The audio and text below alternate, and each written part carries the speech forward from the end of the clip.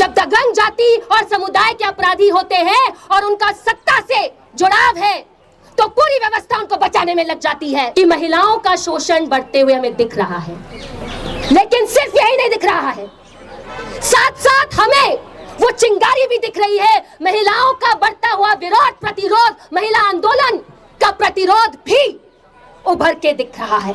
तो आज के दिन ये सोचते हैं कि वाह भाई वाह, अब तो पार्लियामेंट में महिलाओं की सदस्यता बढ़ेगी, उससे बहुत कुछ बदल जाएगा। ऐसे नारीवाद से हमें बचना होगा बहनों, क्योंकि वो खोखला नारीवाद है, वो आम महिलाओं तक पहुंचने वाला नारीवाद नहीं है, वो पूरे समाज को बदलने वाला नारीवाद नहीं है। दुनिया के अलग अलग कोनों में, हमारे खुद के देश में हमें यह देखने को मिल रहा है कि निरंकुश सरकारें बनती जा रही हैं, फांसीवादी संगठन बढ़ते जा रहे हैं। हमें यह भी देखने को मिल रहा है नरसंहार से देश के अलग अलग कोनों में महिलाएं दिन प्रतिदिन शोषित हो रही हैं। कई जगहों में, और यह हमारे देश पे भी लागू होता है, कई जगहों में महिलाओं के आम अधिकार, जो महिलाओं ने जो अलग अलग आंदोलनों के तहत संघर्ष करके जो अधिकार जीते हैं, आज वही अधिकार छीने जा रहे हैं। यह माहौल है जिसमें आज हम यहाँ एकत्रित हुए हैं। हम अपने देश को ही देख लें, भारत को ही देख लें, तो पिछले एक दशक में हमें क्या ब्यौरा देखने को मिला है कि ये जो सरकार आई है, पिछले 10-11 साल से ये जो सरकार यहाँ पर राज कर रही है, खूब आश्वासन लेके आए थे ये 2014 में कि यौन शोषण खत्म करेंगे, सख्त से सख्त कानून लाएंगे बलात्कार और अलग अलग महिला शोषण को लेकर। पर जमीनी हकीकत क्या है, सच्चाई क्या है कि महिलाओं की स्थिति, बहुसंख्यक महिलाओं की स्थिति बद से बदतर होती गई है। मेरे कुछ साथियों ने कुछ ही पल पहले यह कहा था, और ये सच है, कि एक बड़ा हिस्सा महिलाएं, चाहे वो दलित हो, आदिवासी हो, गरीब परिवारों से हो, जब वो किसी थाने में जाती हैं तो आज भी उनका एफआईआर दर्ज नहीं होता है। आज भी जब ये सरकारी स्कूल की लाइनों में लगती हैं अपने बच्चों की भर्ती कराने के लिए, तो हमें पता है कि इनको कितने धक्के खाने पड़ते हैं अपने बच्चों का भर्ती करने के लिए, वो भी सरकारी स्कूल में। हमें पता है कि महिलाओं को कितना कितना दूर किलोमीटर चलकर पानी भरना होता है। हमें पता है कि सरकारी स्वास्थ्य व्यवस्था क्या है, सरकारी अस्पतालों में एक बिस्तर में 3 मरीज, यह हमें पता है। साथियों, जब दबंग जातियों और समुदायों से अपराधी आते हैं,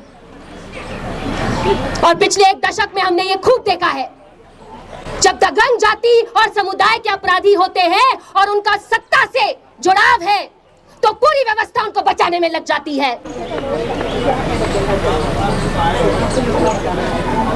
हमें ये बार बार दिखने को मिला है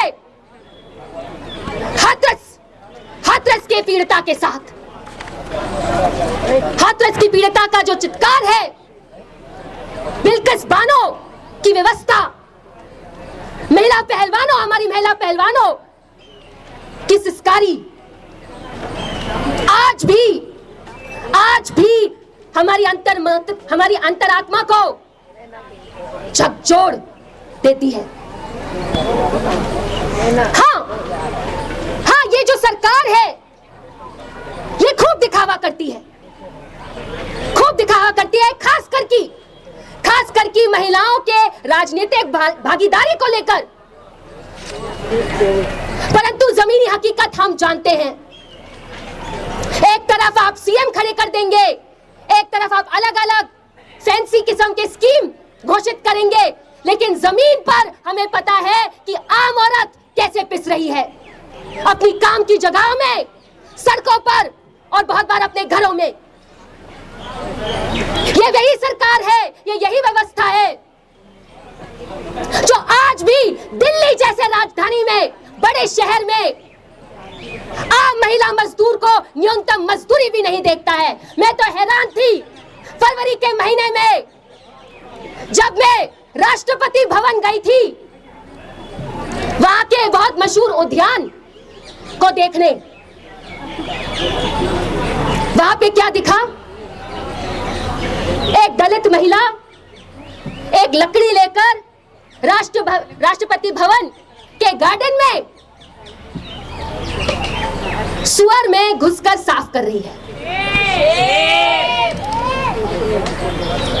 रातों रात छोटी छोटी फैक्ट्रियां जो गलियों में हैं, जिन पे इस देश के श्रम कानून लागू नहीं होते हैं, जल के राख हो जाते हैं, और इतने मजदूर, उनमें एक बड़ी हिस्सा मजदूर महिला जल के राख हो जाती हैं, उन पे कोई कार्रवाई नहीं होती। शर्म करो, डू मरो। हमें पता है कि कितनी सरकारी स्कूलों में ना तो टेबल है, ना तो चेयर है, ना तो ब्लैक बोर्ड है, ना तो किताबें हैं, ना तो टीचर हैं। और गरीब मजदूर परिवार की महिलाएं मजबूर होकर रो रो के हाथ जोड़ के अपने बच्चों का एडमिशन कराने जाती है। लेकिन उन स्कूलों की क्या हालत है हमें अच्छी तरह पता है। हमें पता है कि इस देश में आज के दिन 21वीं शताब्दी में एक बड़े हिस्से महिलाओं को मजदूर भी नहीं माना जाता। शर्म करो। हम में से बहुत लोग यहाँ पे, हमारा महिला संगठन संघर्षशील महिला केंद्र घरों में काम करने वाली महिलाओं को संगठित कर रहा है। हमारा एक यूनियन है। हमारा सबसे बड़ा संघर्ष है कि अगर एक औरत 5 घरों में 10 घरों में काम करने जाती है और वापस आती है अपने खुद के घर में अपना काम करती है, उससे ज्यादा शोषण क्या हो सकता है? खास करके जब इस देश का श्रम कानून घरेलू कामगारों को काम के तौर पे देखते भी नहीं है, कामगारों के तौर पे देखते भी नहीं है। इससे और शर्मनाक बात 21वीं शताब्दी में क्या हो सकता है? और आप श्रम कानूनों को बार बार संशोधन करके और भी बड़े हिस्सों में श्रम कानून लागू नहीं करवा रहे हैं। यही है सरकार की राजनीति। हड़ताल करना और मुश्किल बना दिया है श्रम कानूनों का संशोधन करके। इस व्यवस्था में, ऐसे माहौल में एक बहुसंख्यक हिस्सा महिलाएं काम कर रही हैं, पिस रही हैं, शोषित हो रही हैं, मर रही हैं। ऐसे इन समसामयिक परिस्थितियों में जायज सी बात है कि महिलाओं का शोषण बढ़ते हुए हमें दिख रहा है। लेकिन सिर्फ यही नहीं दिख रहा है, साथ साथ हमें वो चिंगारी भी दिख रही है। महिलाओं का बढ़ता हुआ विरोध, प्रतिरोध, महिला आंदोलन का प्रतिरोध भी उभर के दिख रहा है।